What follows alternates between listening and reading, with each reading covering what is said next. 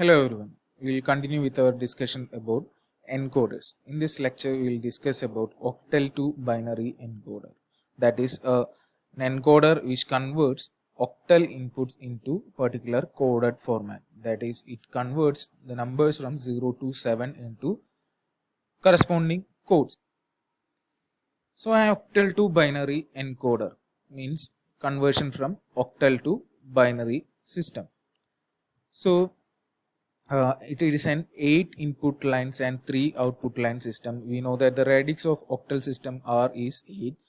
So it will have numbers from 0 to 7. So obviously it will have 3 bits in the code.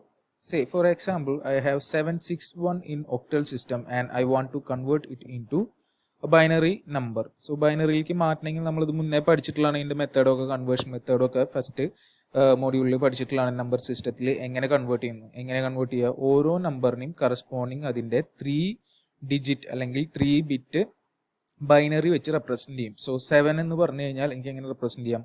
111 വെച്ച് represent ചെയ്യാം. അതേപോലെ അതായത് 7 അവിടെ നോക്കി കഴിഞ്ഞാൽ കാണാം 7 എന്ന് പറഞ്ഞു കഴിഞ്ഞാൽ 111 ജസ്റ്റ് അവിടെ B2 B1 B0 എന്ന് പറഞ്ഞാൽ അതിൻ്റെ റെപ്രസെന്റേഷനിലെ കോഡുകളാണ്. സോ 111 വെച്ച് റെപ്രസെന്റ് ചെയ്യാം. അതേപോലെ 6 എന്ന് പറഞ്ഞു കഴിഞ്ഞാൽ 101 അവിടെ നോക്കിക്കഴിഞ്ഞാൽ ടേബിളിൽ നമുക്ക് 110 എന്ന് വെച്ചിട്ട് റെപ്രസെന്റ് ചെയ്യാം. 1 എന്ന് പറഞ്ഞു കഴിഞ്ഞാൽ 001.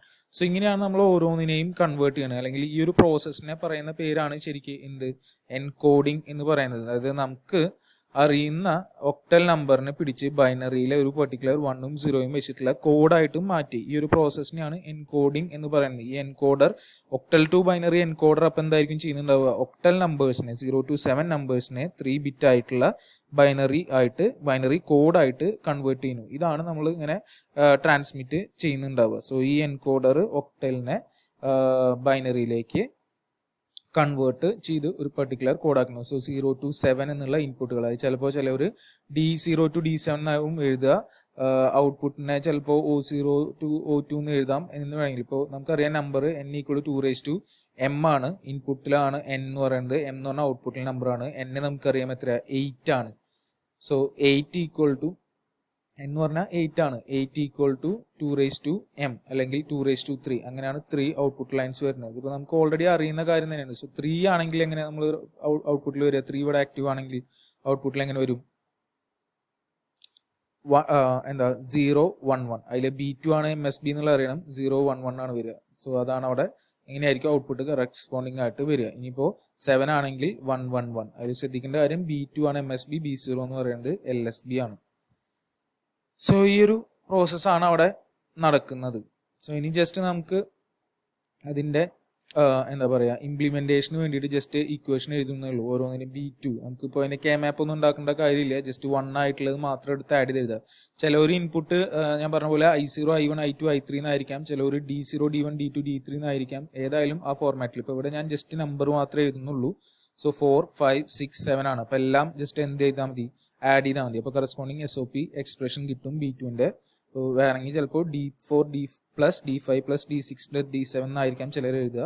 B2 സിമിലർ ആയിട്ട് നോക്കുകയാണെങ്കിൽ 2, 3 പിന്നെ വരുന്നത് 6, 7 2, 3, 6, 7 ആണ് വരുന്നത്. അപ്പോൾ 2 + 3 + 6 + 7 വേണമെങ്കിൽ D2 + D3 + D6 + D7 അല്ലെങ്കിൽ I2 + I3 + I6 + I7 എഴുതാം. B0 അതേപോലെ നോക്കുകയാണെങ്കിൽ അതിലും 4 വരുന്നുണ്ട്. ഏതാ? 1, 3, 5, 7. So D1 + D3 + D5 + D7 എഴുതാം. I1 + I3 + I5 + I7 എഴുതാം. എങ്ങനെയാണ് വേണമെങ്കിലും എഴുതാം. സോ ജസ്റ്റ് എന്ത് മാത്രം മതി നമുക്ക്? ഓർ ഗേറ്റുകൾ മാത്രം ഉണ്ടെങ്കിൽ നമുക്ക് ഇതിനെ ഇംപ്ലിമെന്റ് ചെയ്യാം. ഡയറക്റ്റ് അവിടെ കാണിച്ചിരിക്കുകയാണ്. അതിൽ ഓരോ വെർട്ടിക്കൽ ലൈൻസും കാണുന്നത് ഇൻപുട്ടുകളാണ്. അത് വേണമെങ്കിൽ നമുക്ക് നമ്പർ ചെയ്യാം. ഞാൻ പറഞ്ഞ പോലെ 0, 1, 2, 3 up to 7 വരെ ചെയ്യാം. അല്ലെങ്കിൽ I1, I2, I3 up to I7 വരെ ചെയ്യാം. D0, D1, D2 അങ്ങനെ D7 വരെ വേണമെങ്കിൽ ചെയ്യാം. ഏതായാലും ജസ്റ്റ് എല്ലാ കേസിലും ഔട്ട്പുട്ട് അപ്പുറത്ത് കാണിച്ചിട്ടുള്ളത് B0, B1, B2 എന്ന് പറയുന്നത്.